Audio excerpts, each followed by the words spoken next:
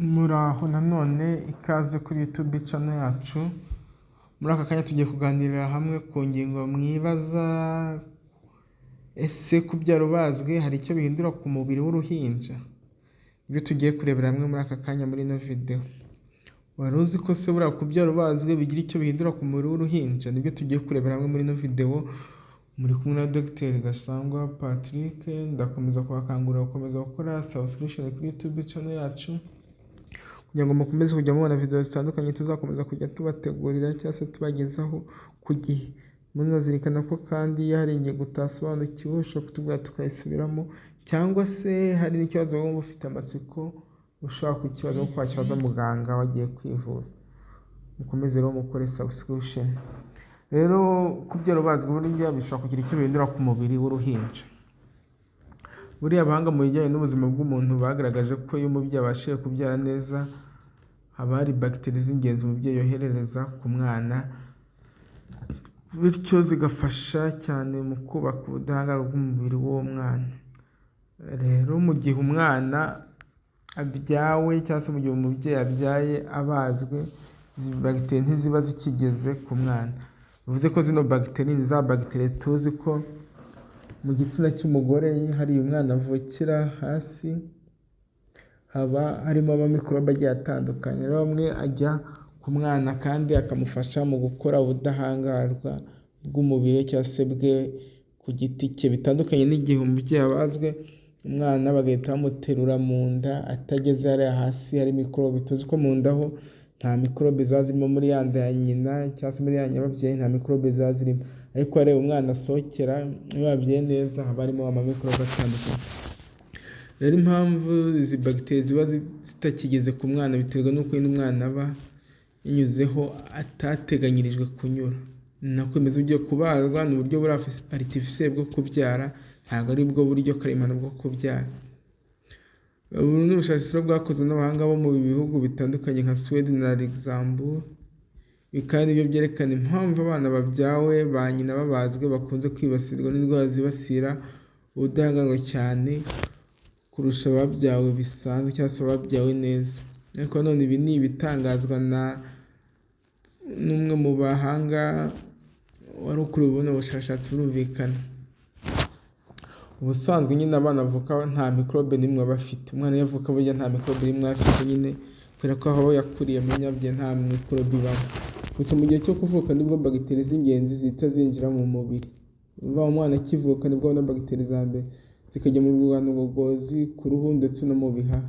Izi bagiteri nizo zifasha umwana kubaka ubudahangarwa bw'umubiri bukomeye, buzamufasha guhangana n'indwara z'ubwoko bwose azakomeza guhura nazo mu buzima buzakomeza bwo yabatangiye muri urwo rugendo rw'ubuzima batangiye. Ariko umwana akivuka, nimba bamuteye mu nda direct muri cesarienne, nta mikorobe rimwe azahura nayo, cyeka nizo azahura nazo ku bintu bazamushyiraho wenda avutse, ku byo azamworosa n'ibindi n'imyenda azambara. Ariko umwana avutse neza, guhera hariya yanyura asohoka atangira guhura na mikorobe za mbere zizamufasha gukomeza gukora ubudahangarwa bw'umubiri mu gihe kizaza. Abashakashatsi rero kuva kera mu by'ukuri bagiye bashaka kumenya neza igihe bagiteri zitangirira kwinjira mu mubiri ku mwana. Ariko izi bagiteri kandi nizo zigira akamaro cyane muri bwa buzima bw'umwana, aho zizafasha mu gukomeza ubwirinzi bwe, bityo bikazamufasha mu guhangana n'indwara aho aba atangiye ubuzima bwa wenyine.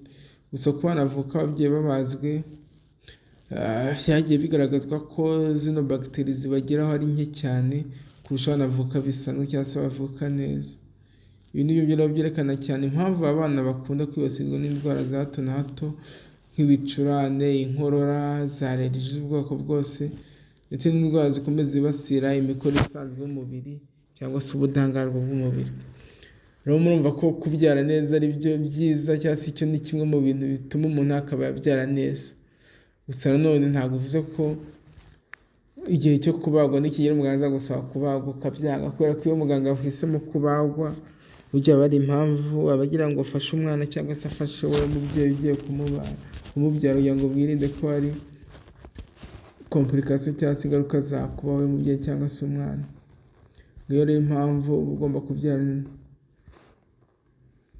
kubyara neza igihe biri ngombwa, kuko nibwo buryo karemano bwo kubyara bitandukanye na sezariyene ari uburyo bwa aritifisiyeri bwo kubyara.